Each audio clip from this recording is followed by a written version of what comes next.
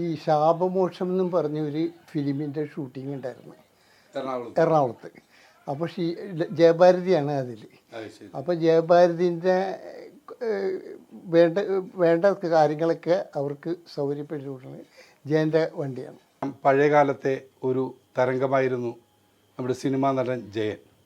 അദ്ദേഹവുമായി കൂടുതൽ സൗഹൃദം നടത്തിയ ഷംസുദ്ദീൻ KB ആണ് ഇന്ന് എന്നോടൊപ്പം ഉള്ളത്.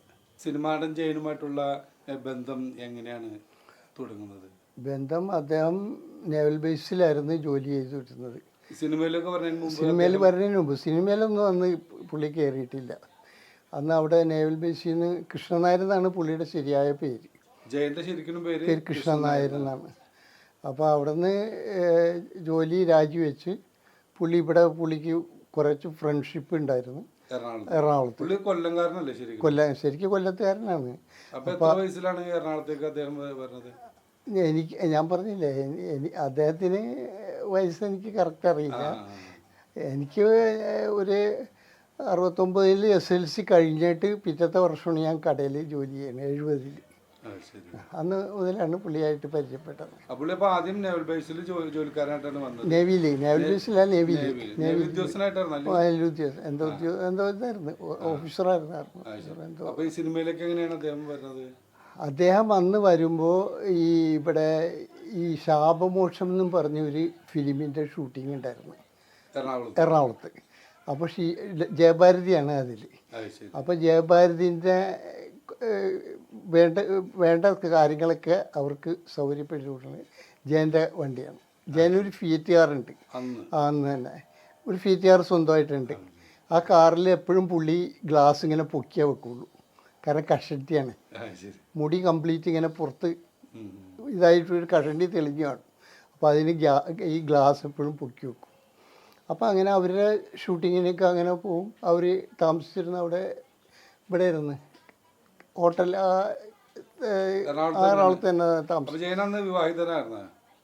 അന്ന് വിവാഹം കഴിച്ചാന്ന് എനിക്ക് കറക്റ്റ് അറിയില്ല. അത് ഈ കടയിൽ ഞാനായിട്ട് ബന്ധം എന്ന് പറഞ്ഞാൽ അവിടെ വന്നപ്പോൾ എറണാകുളം കോമ്പാറിലുണ്ടായിരുന്ന ഒരു ബാങ്കറിൻ്റെ ഈ പൈസയൊക്കെ ഇതൊക്കെ സ്വർണ്ണമൊക്കെ ഒരു ആളുണ്ടായിരുന്നു. അയാളുടെ മകൻ ടോമി, പിന്നെ ചെല്ലാനത്തുള്ളൊരു ചെമ്മീൻകെട്ടിൻ്റെ മുതലാളുടെ മോൻ തമ്പി, ഇവരൊക്കെ എപ്പോഴും ഓർമ്മയുണ്ട് പേര്.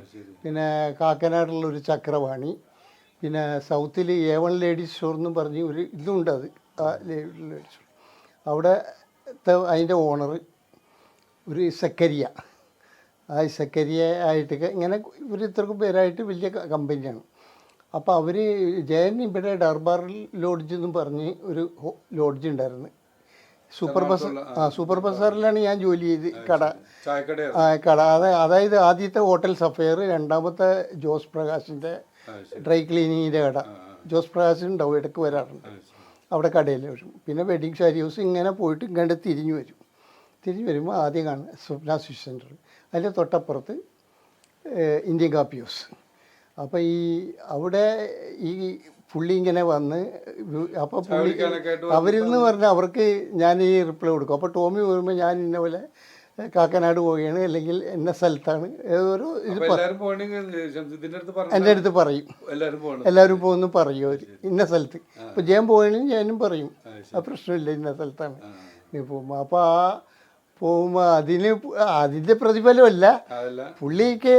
അപ്പോൾ ഒരു പ്രതിബദ്ധയാണ് അവിടുന്ന് കാപ്പി ഹൗസിൽ നിന്ന് ഈ മസാല ദോശ, നെയ്റോസ എന്നിരുന്ന് മുൻകൂട്ടി പൈസ അടക്കണം. അവിടെ അടുത്ത് ആ ബില്ല് കൊണ്ട് തരും. അപ്പോൾ വൈകുന്നേരത്തെ കാപ്പി കുടി അങ്ങനെ പുള്ളിയുടെ വകയായിരുന്നു. എനിക്കവിടെ സെയിൽസ്മാൻ. അവിടെ രണ്ടുമുണ്ട്, Swapna switch centre and new Cochin cold store. വരും, അവിടെ കടയിൽ വരും. അവിടെ നിന്ന് വലിയ കമ്പനി എല്ലാവരും വരാറുണ്ട്. ഈ ഒരു സ്ഥിരമായിട്ട് വരാറുണ്ട്. അങ്ങനെ വരാം. അപ്പോൾ അങ്ങനെയാണ് ജയനായിട്ട് പരിചയപ്പെട്ടത്.